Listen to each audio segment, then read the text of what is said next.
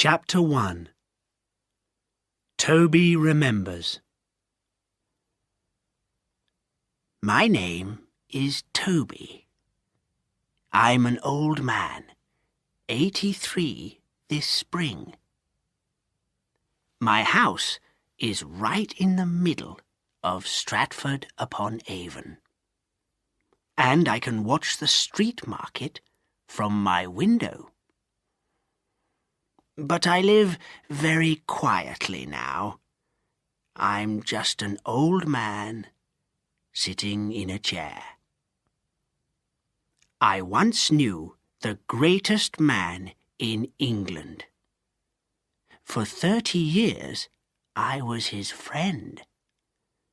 I worked with him in the theatre, through the good times and the bad times. He was a good friend to me. He was also the best playwright, the best poet that ever lived in England. Will Shakespeare was his name. I saw all his plays in the theatre. People loved them. They shouted, laughed and cried, ate oranges, and called for more. All kinds of people. Kings, queens, princes, great lords and ladies, poor people, the boys who held the horses, everyone. Will Shakespeare could please them all. He put me in a play once. Well, he used my name, Toby. Twelfth Night was the play, I remember. Sir Toby Belch. He was a big, fat man who liked drinking too much and having a good time. Queen Elizabeth I watched that play on Twelfth Night, the 6th of January, 1601. She liked it, too. Will's dead now, of course. He's been dead more than 30 years, and no one sees his plays now. The Puritans have closed all the theatres. There's no singing, no dancing, no plays. It wasn't like that in my young days. We had a good time in London, Will and I. I've no teeth now, and my hair has all fallen out, but I can still think and remember. I remember when Will and I were young.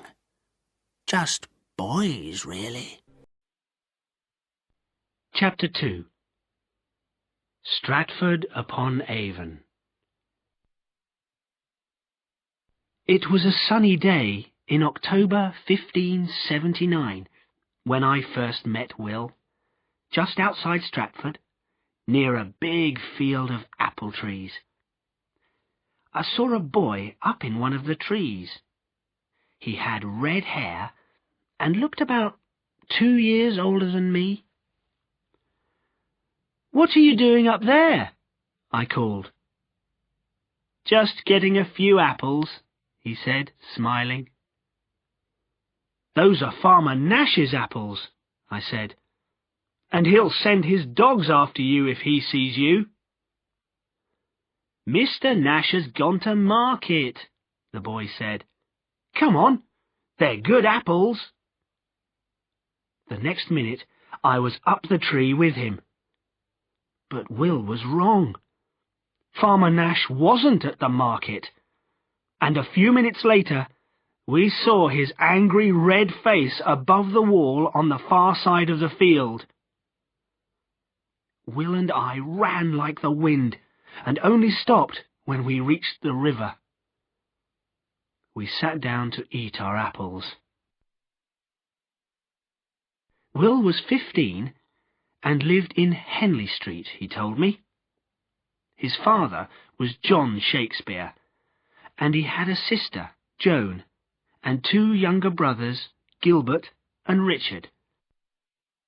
There was another sister who died, I learnt later.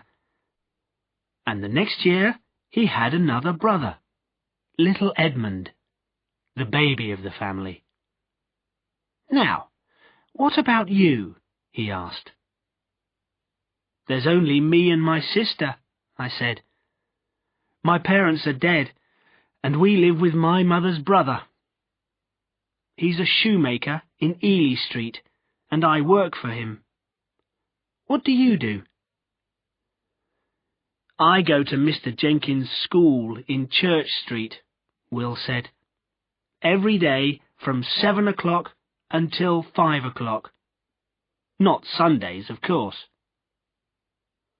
I was sorry for him. Isn't it boring? I asked. Sometimes. Usually it's all right. He lay back and put his hands behind his head. But we have to read and learn all these Latin writers. I want to read modern writers and English writers like Geoffrey Chaucer. Can you read? He asked. Of course I can read, I said. I went to school. Will sat up and began to eat another apple. I want to be a writer, he said. A poet. I want that more than anything in the world. We were friends from that day until the day he died. We met nearly every day, and he taught me a lot about books and poetry and writers. He always had his nose in a book. When Will left school, he worked for his father in Henley Street. John Shakespeare was a glove maker, and he had other business too, like buying and selling sheep. But Will wasn't interested. What are we going to do, Toby? He said to me one day. We can't spend all our lives making shoes and gloves. Well, I said, we could run away to sea and be sailors, sail round the world like Francis Drake. Drake sailed back to Plymouth in 1581, after his 3-year journey round the world. But we were still in Stratford. We made lots of plans, but nothing ever came of them. Will was still reading a lot, and he was already writing poems himself. He sometimes showed them to me, and I said they were very good. I didn't really know anything about poetry then, but he was my friend. Will was not happy with his writing. I've got so much to learn, Toby, he said. So much to learn. Poor Will. He had a lot to learn about women, too. One day, in October 1582, he came to my house with a long face. I'll never leave Stratford, he said. Why not? I asked. We'll get away one day. You'll see. Perhaps you will, he said. But I'm going to be married in a few weeks' time. To Anne Hathaway. My mouth fell open and stayed open. Married? To Anne Hathaway? Is that the Hathaways over at Shottery? Yes, Will said. I was working on some shoes on the table, and Will picked one up and looked at it. Well, she's a fine girl, of course, I said uncomfortably. But Will, she's 26, and you're only 18. I know, Will said, but I've got to marry her. Oh, no, I said. You mean she's... That's right, said Will. In about 6 months' time, I'm going to be a father. Chapter 3. The actors come to town. Will married Anne Hathaway in November, and she came to live in Henley Street. John Shakespeare was pleased that his oldest son was married, but I don't think Will's mother wanted him to marry so young. Families cost a lot of money, and John Shakespeare was having a lot of money troubles in those days. Times were hard in Henley Street. Susanna was born the next May. All babies looked the same to me, but Will was very pleased with her. "Look, Toby, she's got my eyes," he said happily. "She's going to be as beautiful as the Queen of Egypt, and as clever as King Solomon." "Oh, yes," I said. "All parents talk like that about their children. I don't believe a word of it." I didn't see much of Will's wife. I knew she didn't like me. To her, I was one of Will's wild friends, who got him into trouble. She came from a very serious Puritan family. Lots of church-going, and no singing or dancing. Soon there was another baby on the way, and one evening in February 1585, I hurried round to Henley Street to hear the news.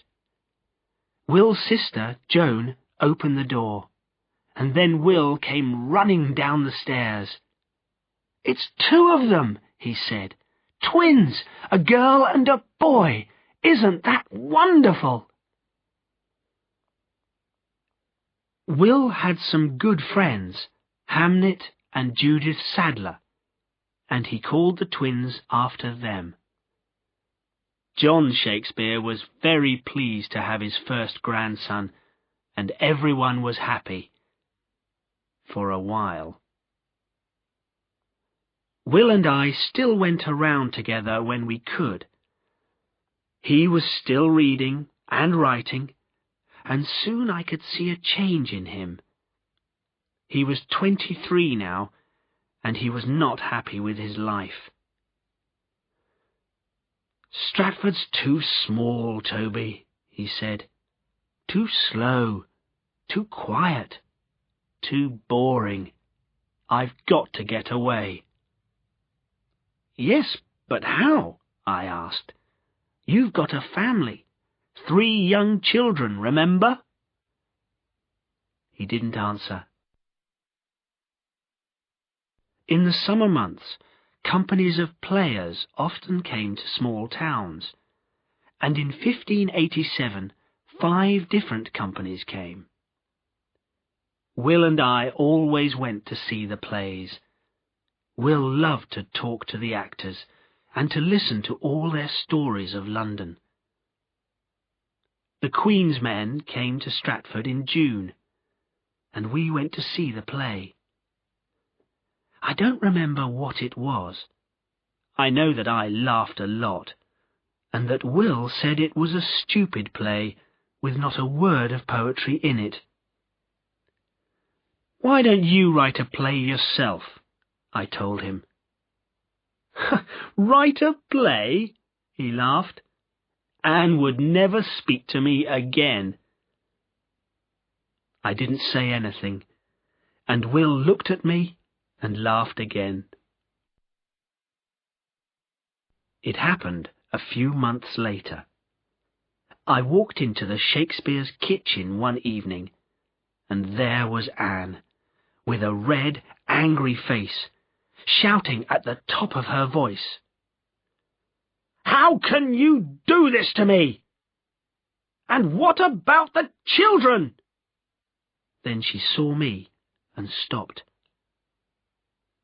Will was sitting at the table and looked pleased to see me. "I've told Anne," he said quietly, "that I'm going to live in London. I want to be an actor and to write plays if I can." "Plays?" screamed Anne. "Acting! Actors are dirty, wicked people.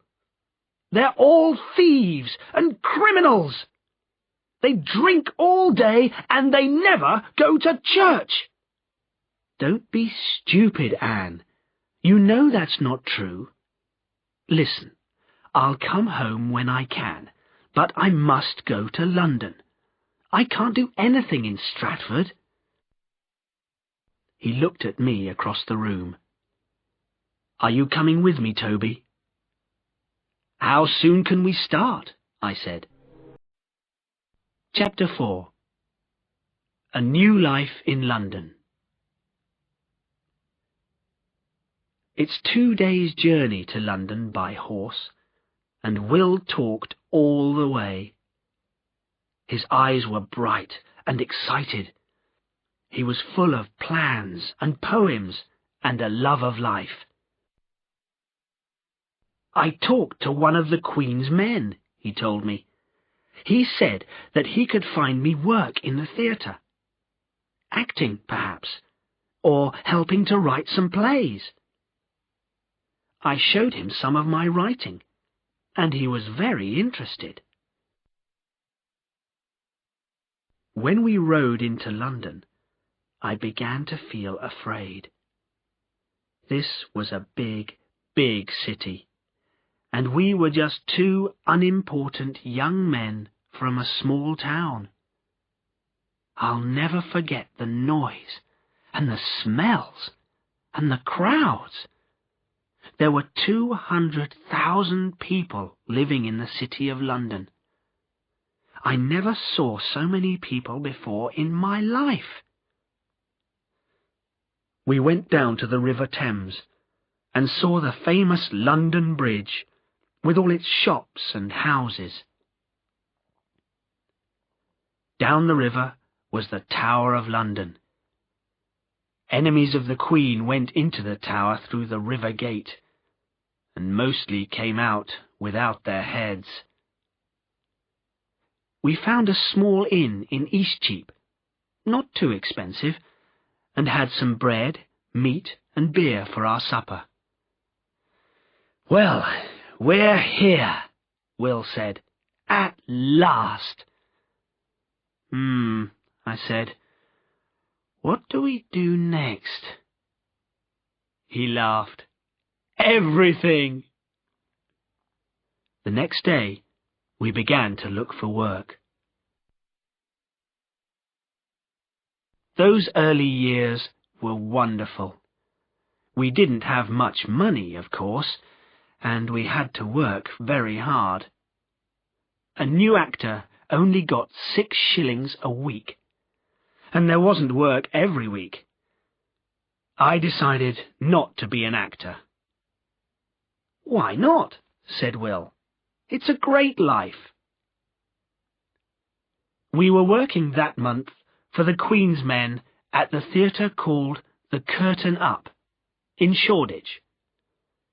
Will was acting 4 small parts in 2 different plays.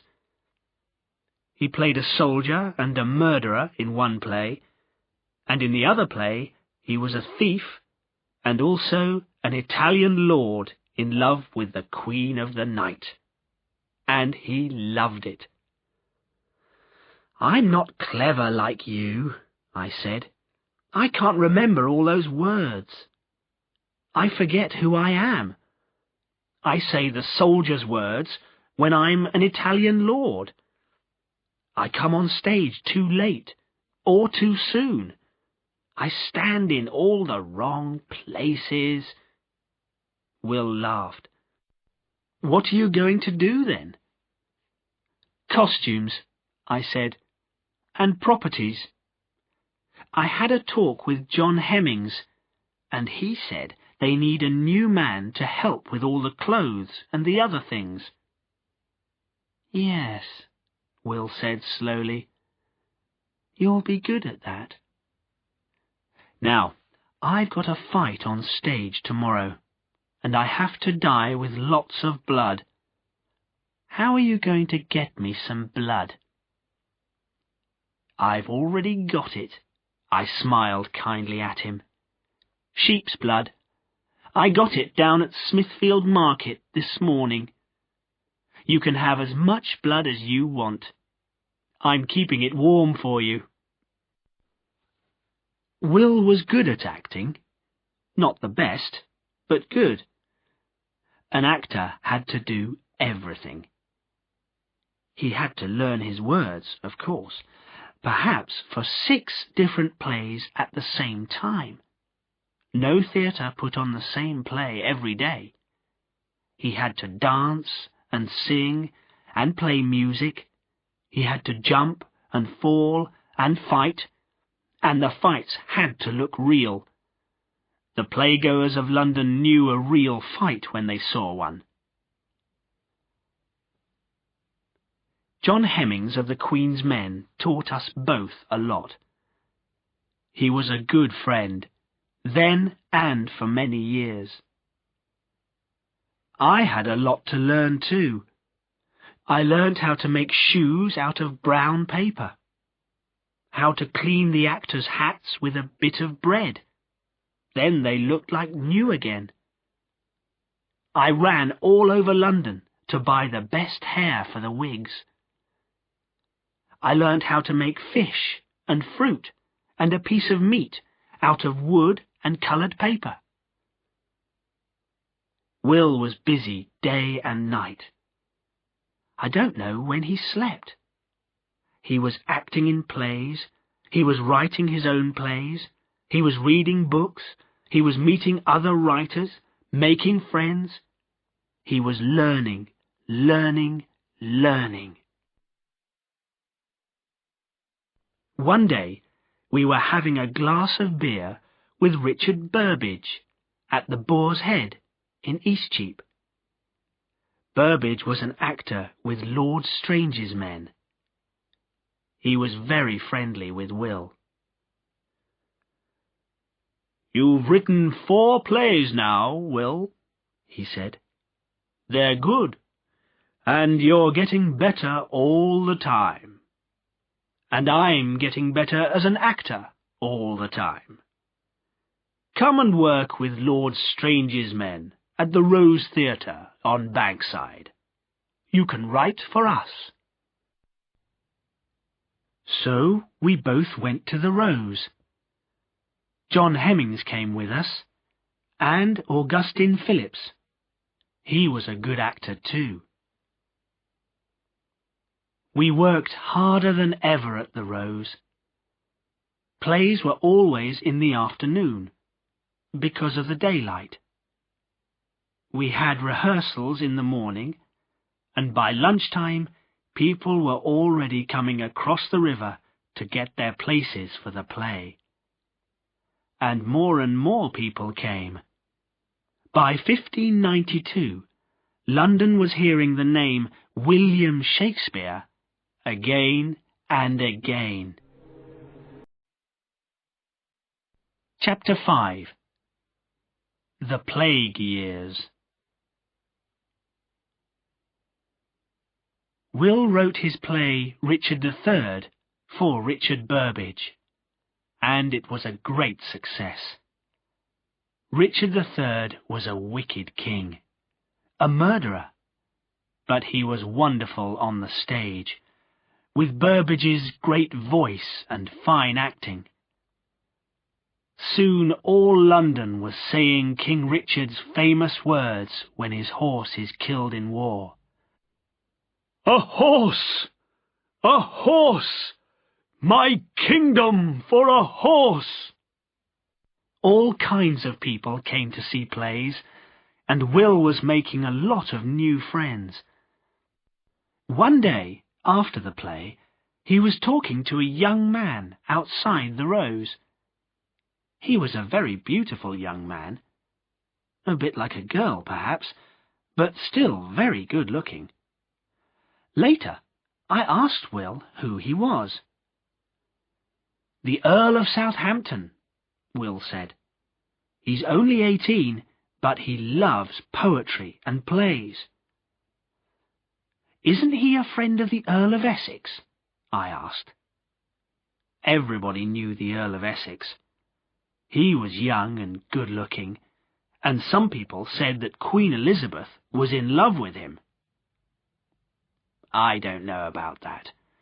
The Queen was 59 years old, and a very, very clever woman. But it was true that she liked to have good-looking young men around her, and the Earl of Essex was her favourite. Then. It all changed later, of course. "Yes, he is," said Will. "But I think Essex is a dangerous man. Henry needs better friends than him." "Henry, eh?" I said, surprised. "My word, do you really call him Henry, not Lord Southampton?" "Only when other people aren't there," Will laughed. "I'm still just an actor from Stratford, Toby. Not very important. Let's go and have a drink at the Boar's Head on our way home." Will was always like that, quiet, never shouting about himself to the world. In the Boar's Head, we met some friends and started talking. The talk was all about the plague, which was coming back again into London. "Have you heard the latest news?" said one man. "They say that more than 30 people are dying every week now." "And the City Council," said another man, "wants to close all the theatres. They always do that when the plague comes to London. There'll be no work for any of us actors." "But the players can go on tour, surely," said Will. "Yes," said the first man, "but it's a hard life. A different town, a different inn, a different play every night. I think I'll stay in London." The plague is terrible in any place, but it was worst in London. In those narrow streets, with houses so close together, and the dirty water running down the middle of the street, there was no escape. When the plague came, it ran like fire through the town. If someone in a house got the plague, then the doors were shut and locked, and a big red cross was put on the door. Nobody could leave the house. You had to stay inside and fight, or die. If you were rich, you left London as fast as you could. In September 1592, the City Council closed the theatres. "Are we going on tour, Will?" I said to him one day. "Or back to Stratford? We can't stay in London." "You go back to Stratford, Toby," he said slowly. "I'm going to Lord Southampton's home in Hampshire for a while. He's asked me to go and stay with him. I can do some writing there, read his books, meet a few people." I looked at him. "There's a woman in this somewhere, isn't there? You've had a strange look in your eyes for weeks." Will laughed, but didn't answer my question. The theatres in London didn't open again until June 1594. Will often visited Lord Southampton, but sometimes we went on tour with the company, or spent time at home in Stratford. Will began to spend more time in Stratford because it was quiet there, and he could do his writing. I never heard what Anne thought about it all. During those years, Will wrote a lot of poetry. He wrote his beautiful long poem, Venus and Adonis, for his friend Lord Southampton, and he wrote many of his famous short poems, the sonnets. But they didn't go in a book. They were only for his friends to read. One day, when we were back in London, I was reading some of his latest sonnets. Will was out somewhere, and I was at home in our lodgings in Bishopsgate. A lot of the poems were about a woman, a terrible, black-haired, black-eyed woman. She was cold and cruel, then she was true and loving, and then she was cruel again. For I have sworn thee fair, and thought thee bright, who art as black as hell, as dark as night. Was Will writing about himself here? I asked myself. And who was this woman, this dark lady? I always like to know what's going on, so I listened and watched and looked at all his women friends. Then one day I saw her. I was coming in the door at our lodgings, and she was coming downstairs.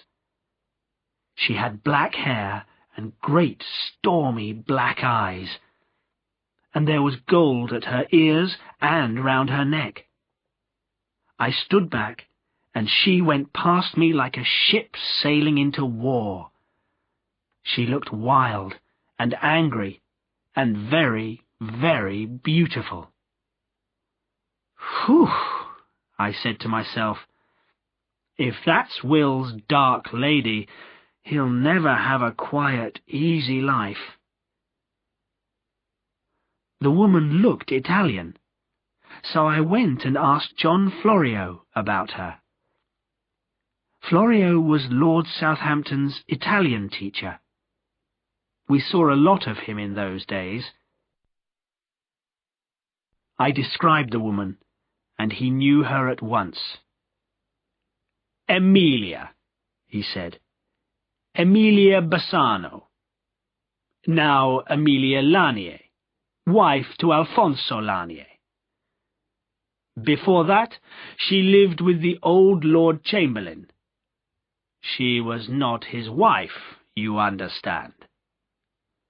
But why do you want to know, my friend? If she's a married lady, she doesn't have a lover now, then?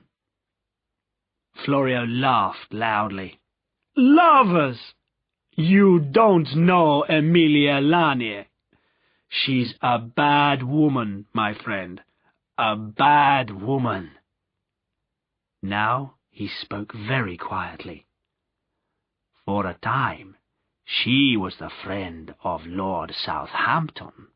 But not now. That is all finished. I didn't ask him about Will. Perhaps Emilia Lanier was Will's dark lady, or perhaps Will was just trying to help his friend Lord Southampton. Nobody will ever know now.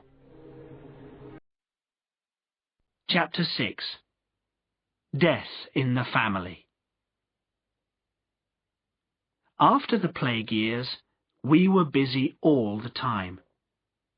There were new companies of players, and Will now belonged to the Lord Chamberlain's men.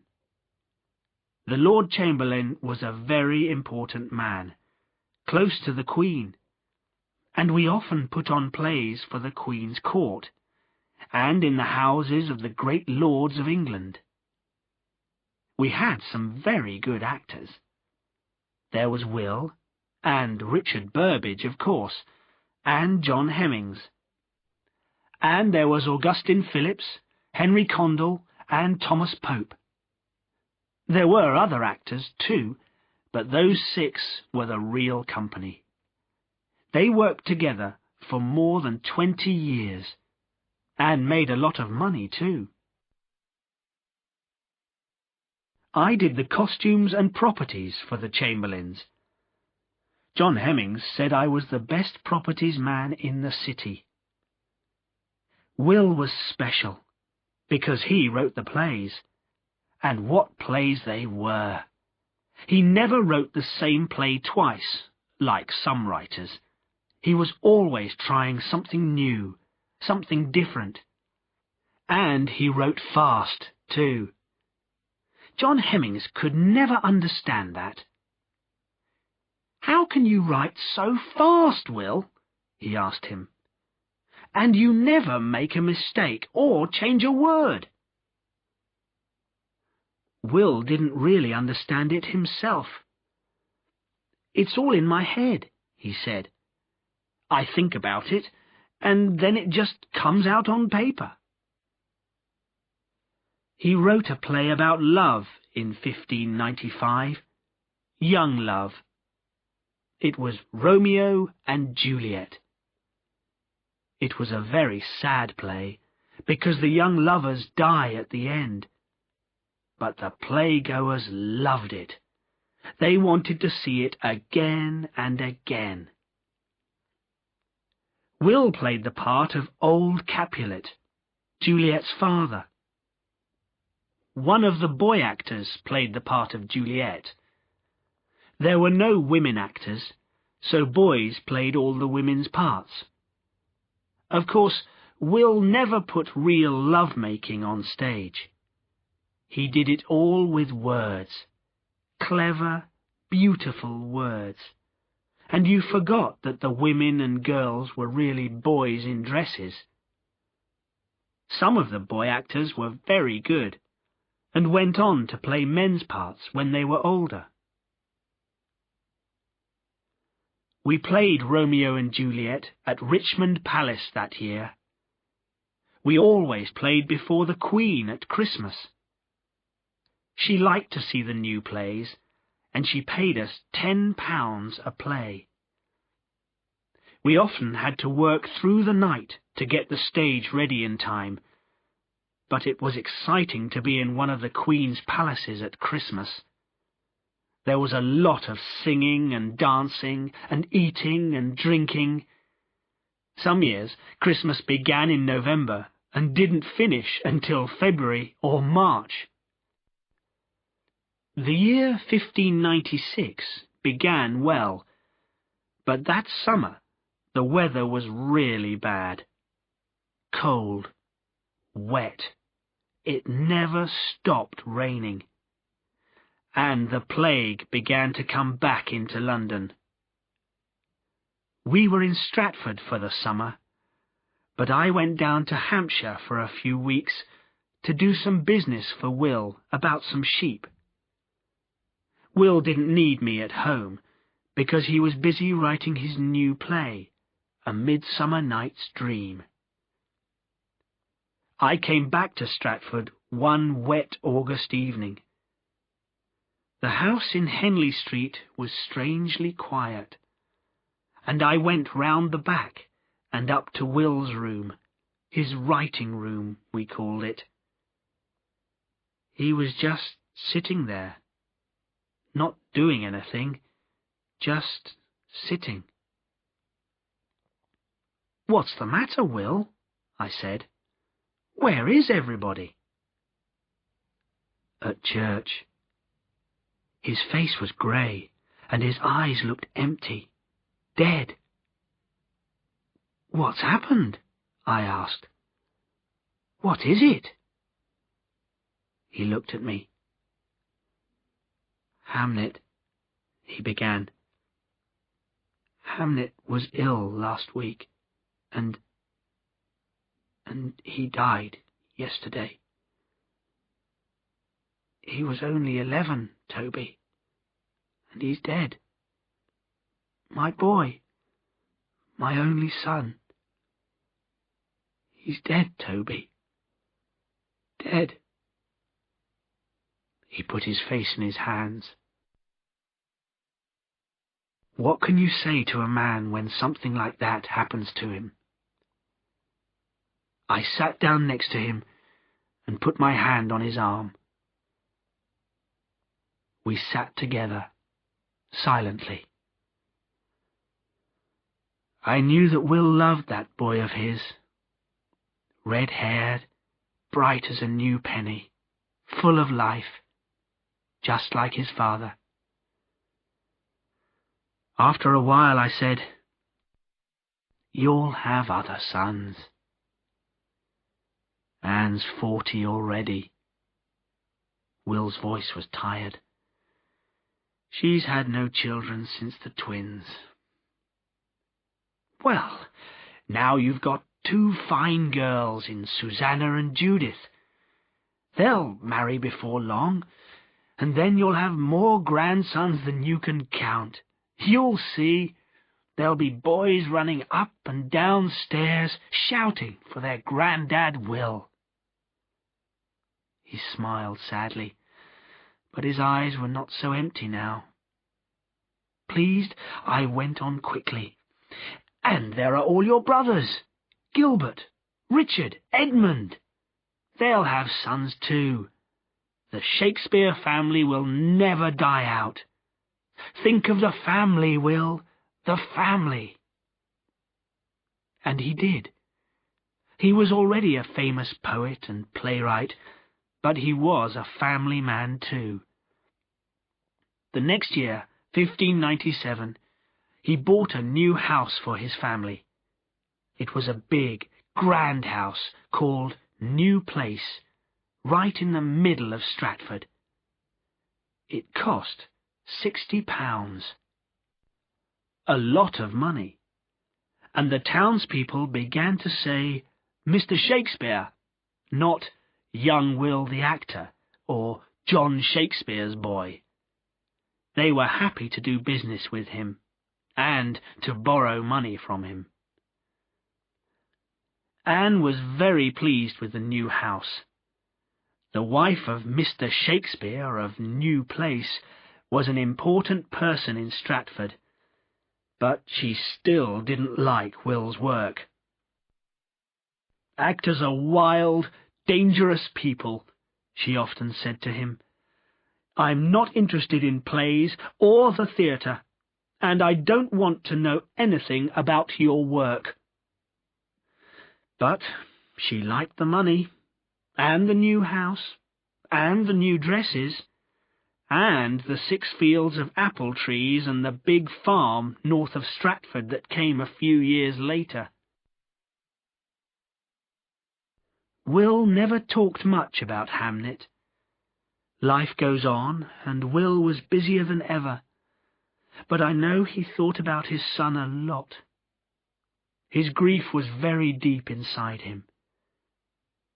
A year or 2 later, I was talking to John Hemmings about the costumes for Will's new play, King John. John Hemmings was a family man. He had 14 children in the end. The noise in his house, shouting and laughing, coming and going. John was looking at the playbook. "You see this bit here, Toby?" he said. "Will's writing about his son, isn't he?" I read the words slowly, and remembered Will's empty eyes that day in August. Grief fills the room up of my absent child, lies in his bed, walks up and down with me, puts on his pretty looks, repeats his words. Richard Burbage said once that Will's writing changed after Hamnet's death. Will still laughed at people in his plays, but he also felt sorry for them. Sorry for all the world, good and bad, rich and poor, young and old. And his people were real. No one was all good or all bad. There was a man called Shylock in his play The Merchant of Venice. This Shylock was a moneylender and a cruel man. Everyone hated him. But in the end, when Shylock lost everything, you had to feel sorry for him. He was just a sad old man. Perhaps Richard was right, and if anyone understood Will, it was Richard Burbage. Chapter 7. Queens, Kings and Princes. Every year we took more and more plays to court at Christmas. In 1598, one of Will's plays was Henry IV. A lot of the play was about the king's son and his friend Sir John Falstaff. Sir John was old, fat, lazy, drank too much, talked too much, laughed too much. But you had to love him. He was a great favourite with the London playgoers, and there were a lot of Falstaff jokes going round at the time. After the play, the Queen wanted to speak to Will. "Why? What have we done wrong?" John Hemmings said to me in a very quiet voice. "We'll find out in a minute," I said. We all watched while Will walked over to the Queen's chair. She was an old woman. She wore a red wig and she had black teeth. But she was still a very great queen. And if the Queen was not pleased... She had a good, strong voice, an actor's voice. We could hear her easily. "Mr. Shakespeare," she began. Then she smiled, and suddenly you knew why all Englishmen loved the Queen. It was like the sun coming out on a spring morning. "Mr. Shakespeare, you are the best playwright in England. I enjoyed your play, and I thought that Sir John Falstaff was very funny. I have known many Englishmen like him. Will you write me another play? I would like to see Sir John in love." When Will came back to us, his eyes were bright, but he was already thinking about it. "Don't talk to me," he said. "I've got a play to write." He wrote it in 2 weeks, and we took it down to Richmond Palace and played it before the Queen on February the 20th. She laughed and laughed at the Merry Wives of Windsor.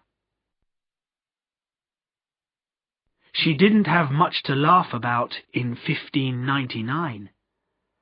There was a lot of trouble in Ireland, and the Queen sent the Earl of Essex with 20,000 men to fight a war.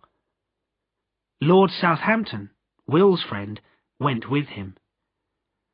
All London came out onto the streets to watch when Essex and his men left for Ireland. Will wrote an exciting play about war that summer, and he put in a word or two about Ireland. That was Henry V, about a very famous English king who fought a war in France. But Essex was not Henry V. He didn't know how to fight a war, and he ran away back to England later that year. The Queen never spoke to him again. In September, we opened the Globe Theatre. It was a grand new building near the Rose. Will, Richard Burbage, and the others paid for it themselves.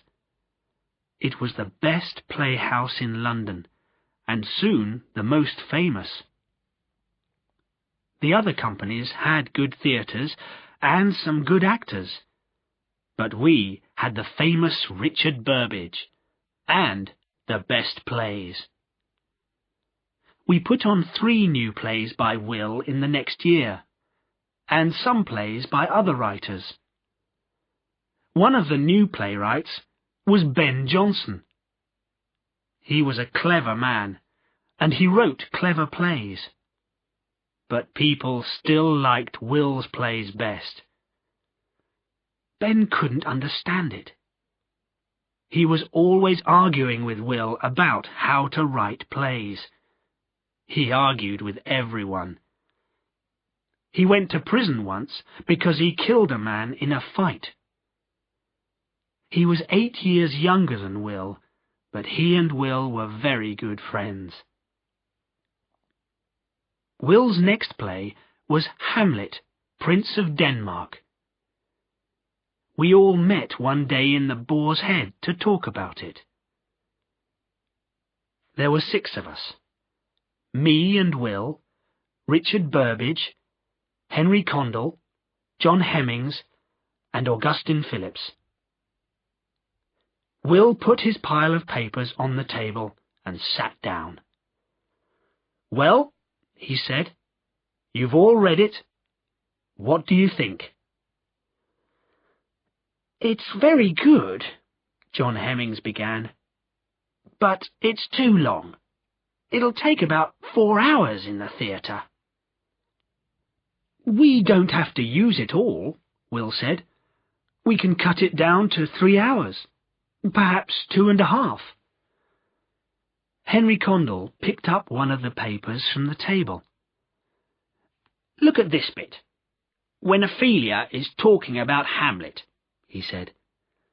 "Hamlet sounds like the Earl of Essex to me. Were you thinking of Essex when you wrote this?" Will smiled. "Perhaps," he said, "and perhaps not." "Richard will play Prince Hamlet, yes?" said Augustine. "Of course," Will said. "I wrote the part for him. He's our star actor. I'll play the ghost of Hamlet's father." He looked at me. "Hamlet will wear black, Toby, and Ophelia will wear white." Henry finished his beer. "It's a good story, Will, with good parts for us all. But will the playgoers like it? It moves very slowly, and they like a play to be fast and exciting. Prince Hamlet knows that his uncle Claudius murdered the king, his father, but he doesn't do anything about it for a long time. He just talks about it, and in the end, nearly everybody dies, one way or another." Augustine didn't agree with that. "You haven't understood the play, Henry. It is exciting, very exciting. The play is inside Hamlet himself. He wants to kill his uncle, but he can't. Murder is wrong. But he must kill him because of his father. We can all understand how he feels." All this time, Richard Burbage was silent. He was reading bits of the play again. Now he put down the paper in his hand and looked up. His eyes were bright, excited. "Have any of you really listened to the language of this play? This is your best play yet, Will, the best of them all. Just listen to the language, the poetry." He stood up, and his great voice filled the room. "To be or not to be, that is the question." We sat and listened silently while that wonderful voice brought the words to life. Will watched him, smiling. He knew that Richard, like him, was in love with words. "To die, to sleep, perchance to dream. Aye, there's the rub. For in that sleep of death, what dreams may come when we have shuffled off this mortal coil must give us pause. Richard Burbage was right, of course. The people loved the play. They loved Burbage as Hamlet, they cried for poor Ophelia's death, and they shouted for the murderer Claudius to die. I think it was Will's most famous play. Chapter 8. A Scottish King for England. Will's father died in September 1601.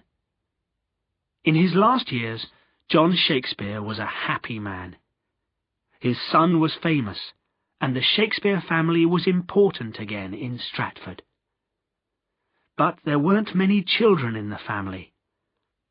Will's sister, Joan, was married and had a little boy, but Will's brothers didn't have any children. Susanna, Will's older daughter, was now 18, and Will said to her one day, "We must find you a husband soon, Susanna." But Susanna shook her head.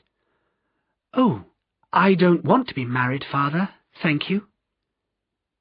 We all smiled at that, because there was already a young man who was often a visitor at New Place. That was John Hall, a clever young doctor. Will liked him. Back in London, the theatres were always full, and actors were now important people in the city. Will and I were now living in very fine lodgings in Silver Street with the Mountjoy family. The Globe and the Lord Chamberlain's men were doing very well, and the older actors in the company were making money and buying houses and land. But some people still thought that actors were dangerous, wicked people. Then Queen Elizabeth died on the 24th of March, 1603, at Richmond. I remember the day well. The theatres were closed. You can't have plays when a queen is dying. And we were all at Henry Condell's house. He and John Hemmings lived very near our lodgings, in Cripplegate. We were all very worried. The new King of England was James I. He was already King of Scotland, and he had a young wife, Queen Anne of Denmark, and 3 young children. But what was he like? Would he be a good king? And most importantly, did he like plays? "If King James doesn't like plays," said Henry Condell, "we're finished. There are already a lot of Puritans on the London City Council, and they'd love to close the theatres down." Henry always looked at the black side of everything. "Well, he's written a lot of books himself," said Will. "Perhaps he'll be interested in plays too. We'll just have to wait and see." We didn't have to wait long. On the 19th of May, I was underneath the stage in the Globe. I was trying to mend a broken door in the floor of the stage. We used this door when a ghost came on or went off in a cloud of smoke. Suddenly, I heard feet running across the stage. I looked up through the hole and saw Will and John Hemmings and Richard Burbage. They were all very excited. "Listen to this, Toby," said Will. He was holding a piece of paper in his hand. "It's a letter from King James.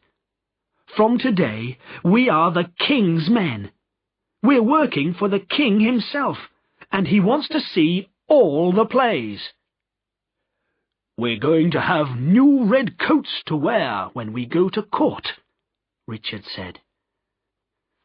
"And," John said, "he's going to pay us £20 for every play at court. What do you think about that, Toby? We were all laughing and smiling now. Well, John, I said, if we're so rich, can I have a new door? I can't mend this one again. It's too old. That summer, the plague came back.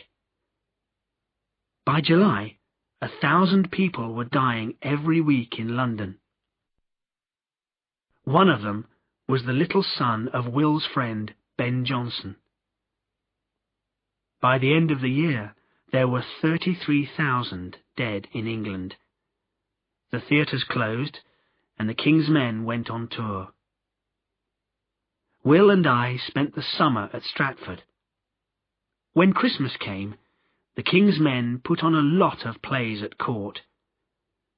The King was at Hampton Court Palace that year, which was outside London, well away from the plague.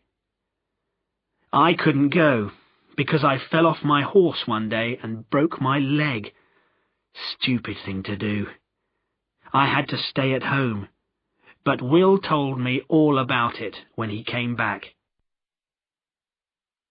The new King and Queen like to enjoy themselves, Toby, he said. They're a happy family. Prince Henry, who's 9, is a very nice little boy, and his sister Elizabeth is beautiful. Little Prince Charles is only 2.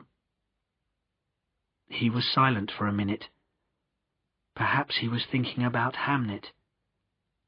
Then he went on. Queen Anne likes plays very much. She likes music and dancing too. She showed her legs in one dance. My word, I said. Things like that never happened at court in Queen Elizabeth's days. We live in different times, Toby. A lot of things are going to change. But change only comes slowly. The King's men went from one success to another. At the King's court at Christmas 1604, there were 22 plays, and 8 of them were Will's. In 1605, there were 13 plays at court, and 10 of them were Will's. We always did the plays at the Globe first, before we took them to court. Will was writing more slowly now, but during these years he wrote some of his best plays. Othello, Macbeth, and King Lear. That was a sad, dark play. When King Lear carried his dead daughter Cordelia onto the stage, well, every man, woman and child in the Globe was crying. It's true. Richard Burbage played Lear, of course. What an actor he was. Chapter 9. The Mermaid Tavern. During the next few years, the plague was always with us. Some years it was bad, other years not so bad.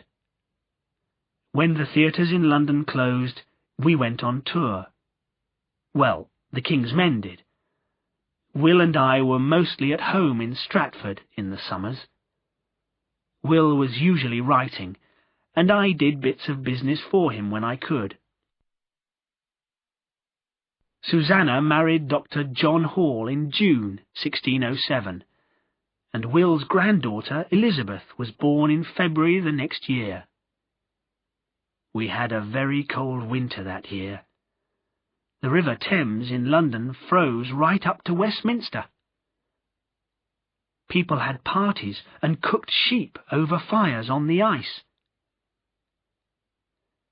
Will's brother Edmund died that winter.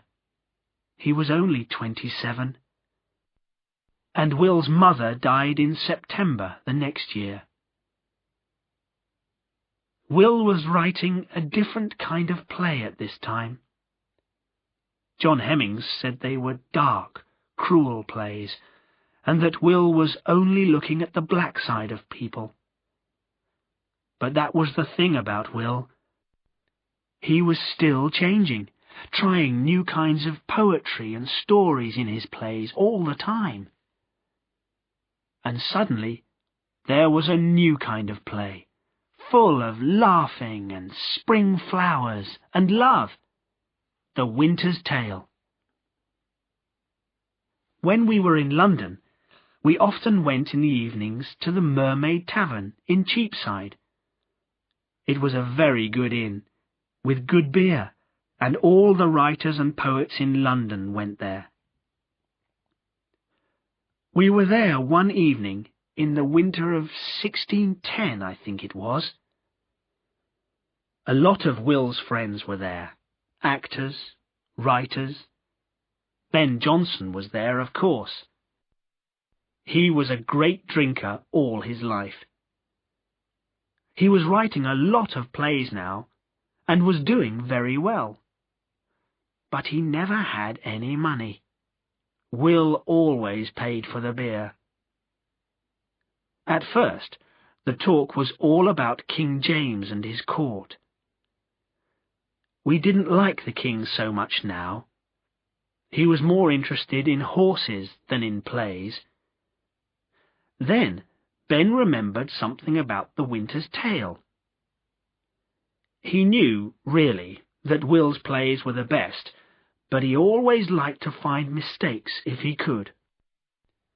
"Now, why did you put Bohemia by the sea, Will?" he said. "Bohemia's in the middle of Europe. There's no sea for 100 miles, you stupid man."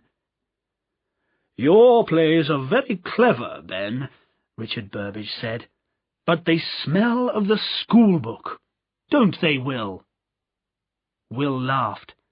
"How many people are going to worry about that, Ben? What does it matter? They liked the play at court. The Queen said it was a very sweet play. And the King—" "The King!" Ben said loudly. His face was red and angry. King James sometimes fell asleep during Ben's plays. "The King," he went on excitedly, "is a very stupid man. I told him. I said it to his face. 'Sir, you don't understand poetry.'" John Hemmings laughed. "Oh, my word," he said. "What a terrible man you are, Ben. I don't know how you've lived so long." Will laughed too, but he said, "Ben, you must be careful. You don't want the king to be your enemy. Don't forget that he pays twice as much as Queen Elizabeth did, and sees twice as many plays." "Money?" shouted Ben. He loved to argue about anything. "We're poets and actors, not businessmen. What does money matter?" "It puts bread and meat in your stomach and a coat on your back," said Will, drinking his beer. "And you're the first to shout if you haven't got any money." Ben banged his beer glass on the table. "Now listen, Mr. William Shakespeare of Stratford, with your fine big house and your expensive horses. You wrote in your play King Lear that money was—" "Oh, do stop it, you two," John Hemmings said. He turned to talk to me, but a few minutes later Ben was arguing about another of Will's plays. "And what about Antony and Cleopatra? What kind of writing is that? You never know which place you're in. 1 minute you're in Egypt, the next minute you're in Rome, then you're at sea on a ship, then back in Egypt again." Richard Burbage didn't like that. "You're wrong again, Ben. It's only you who can't follow the play. You think Londoners are stupid, but they understand more than you do. And another thing." I decided to go home to bed. Ben's a fine man, but he does talk so much. He goes on and on. When I left, he was calling for more beer. I knew they would be there in the Mermaid for most of the night. Chapter 10. Back to Stratford. "You're losing your hair, Will," I said to him one day. "We're both getting old, Toby," he said. "There's no escape from it. Old and tired." "Don't talk like that," I said. "You're only 47. There's still some life in you yet, and another 20 plays. "No," he said slowly. "No, I think the poetry is nearly finished. I'm getting tired, Toby. I need a rest. I think The Tempest is going to be my last play. I'm saying goodbye to the stage. Times are changing, and people want a different kind of play now. There are lots of new, younger writers who know how to please the playgoer. I'm not modern anymore." He never usually talked like this, and I didn't like it. "There's only one Will Shakespeare," I said, "and he'll always be modern. Now, I must get on. I've got to go out and buy all the cloth for the new costumes in The Tempest. Why did you have to put it on an island? When the ship goes down, the actors all have to come on stage in wet clothes. It takes a day to dry the costumes, so that means 2 lots of clothes for everyone, wet and dry." That brought him back to life. "Can't you read?" he said crossly. "If you look at Gonzalo's words in Act 2, Toby, you'll see that it's a magic island, and their clothes stay dry all the time, so they'll only need 1 lot. I laughed, and then he laughed too. But it was true. He was tired. I could see it, and others could see it too. But the company was always wanting new plays, and we had 2 theatres now. There was the Globe, and now we had the Blackfriars Theatre. Plays in the Globe were in the open air and always had to be in daylight, but the Blackfriars was a building with a roof. We could put on plays in the evenings and in any weather. It also made more money, because every playgoer had a seat and paid a shilling for it. In the Globe, they paid a penny to stand. In February 1612, Will's brother Gilbert died in London, and just a year later his brother Richard died in Stratford. That was in February too. Will was the oldest brother, and he was the only one still alive. We spent most of our time in Stratford these days. Will didn't act in plays now. He went to rehearsals for his new plays, of course, but he was always happy to hurry home again.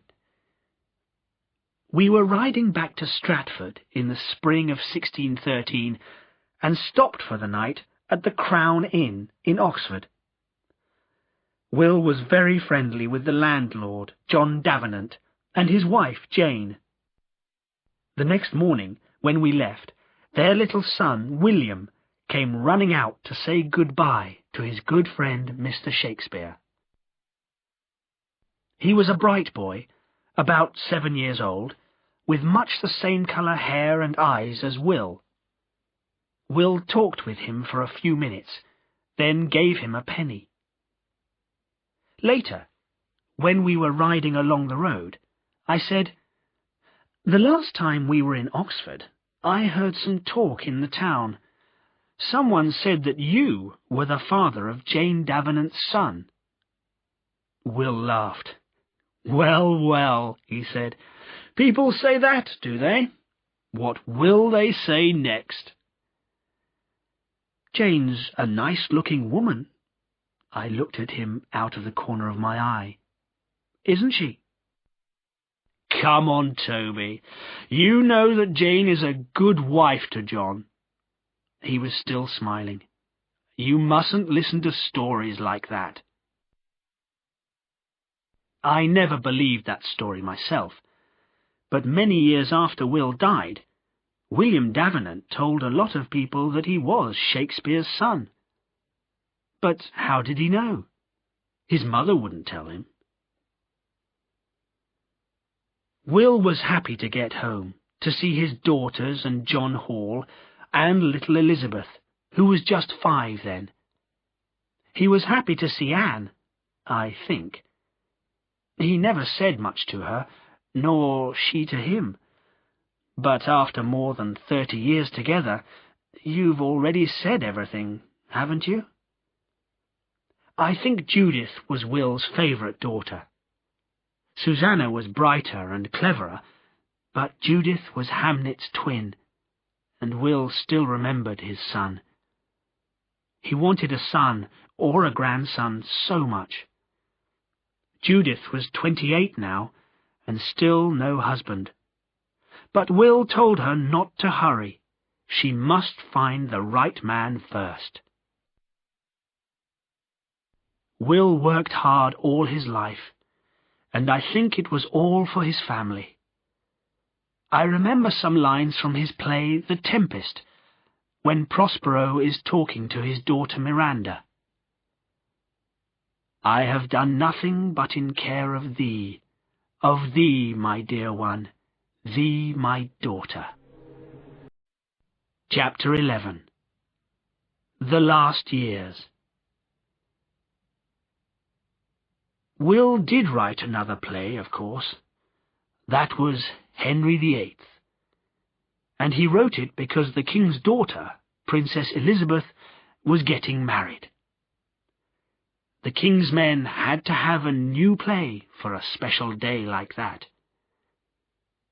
We were in London for rehearsals at the Globe, and the actors put on the new play for the first time on the 29th of June, 1613. I remember the date well. It happened soon after the play began. Richard Burbage was on stage, and he suddenly looked up and stopped in the middle of a word. "Fire!" he shouted. "The theatre's on fire!" Wooden buildings burn fast, and Henry Condell shouted, "Everybody out! Quickly!" The crowd of playgoers began to hurry to the doors, and I ran round to open them. We could all see the smoke now, and John Hemmings shouted to Will, "The playbooks! We must get the playbooks out!" Everybody got out, and no one was hurt. One man's coat caught fire, and his friend put the fire out with a bottle of beer. But the Globe burnt right down to the ground in an hour. Poor old John Hemmings just stood there and cried. But you can't kill a theatre that easily. A year later, there was a new Globe in the same place, bigger and better than the old one. People said it was the finest playhouse in England. We didn't often go to London in those last years.